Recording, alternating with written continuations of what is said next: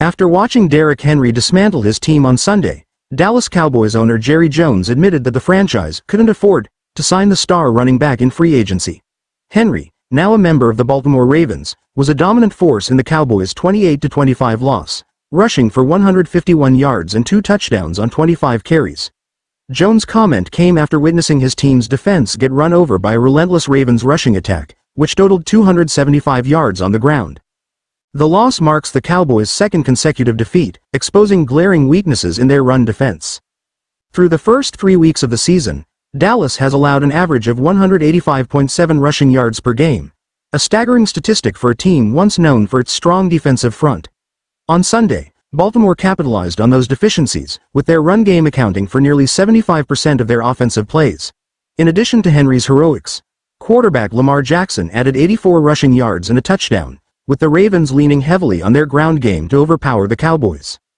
The departure of former defensive coordinator Dan Quinn, who took over as the head coach of the Washington Commanders, is being felt acutely in Dallas. Under new defensive coordinator Mike Zimmer, the Cowboys' defense has struggled to maintain the discipline and effectiveness it showed in previous seasons. While the Cowboys started the season strong with a dominant Week 1 victory over the Cleveland Browns, cracks began to show in their Week 2 loss to the New Orleans Saints, where they allowed 190 rushing yards in a 44-19 blowout. Head coach Mike McCarthy acknowledged the team's struggles, particularly with their inability to stop the run. "I think definitely the last 2 weeks, it's going to be a clear target on us," McCarthy said. "We're going to have to stop it. Our run defense and the attempts on our run offense are clearly not where we need to be right now." One of the game's defining moments came late in the fourth quarter when the Ravens were looking to ice the game.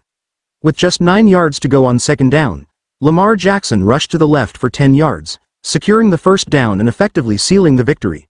The Cowboys' defense offered little resistance on the play, highlighting their ongoing struggle to contain opposing rushing attacks. Jerry Jones, despite the defeat, expressed confidence in Mike Zimmer's ability to rectify the team's defensive shortcomings. "My confidence in Zimmer to right the ship is very high. I'm glad we have him," Jones stated, though the pressure is mounting after back-to-back poor defensive performances. In the first half, the Ravens established control early, scoring on their first 2 possessions to take a 14-0 lead.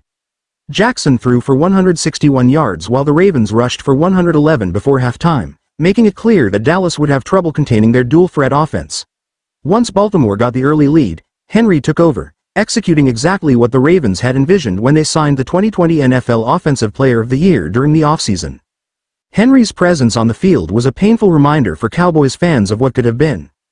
A Dallas resident during the offseason, Henry had expressed interest in playing for the Cowboys, but the team never made a serious offer. "If Baltimore wasn't interested, then I was thinking maybe Dallas because I live there," Henry said last week. "It'd be a convenient spot. But Baltimore was interested and I'm thankful." The Ravens signed Henry to a 2-year, $16 million contract, a deal that now looks like a bargain given his performance through the first 3 games of the season. While the Ravens enjoyed success with their revamped offensive line and Henry leading the charge, the Cowboys have struggled to find consistency in their own run game. The Cowboys are averaging a meager 73.7 rushing yards per game, with no clear lead back emerging. On Sunday, Rico Dowdle led the team in carries with 8, while veteran Ezekiel Elliott, who rejoined the Cowboys after a stint with the New England Patriots, managed just 3 attempts for 6 yards. Dalvin Cook, another offseason acquisition, spent much of the game on the bench, leaving fans and analysts questioning the Cowboys' offensive game plan. Both teams underwent significant changes to their offensive lines in the offseason, but the Ravens have seemingly adapted better, largely thanks to Jackson's unique abilities. The Cowboys, on the other hand, have struggled to establish their run game and are quickly becoming one-dimensional on offense. Jones' decision to pass on Henry in free agency has come under scrutiny, especially after seeing Henry's dominant performance firsthand.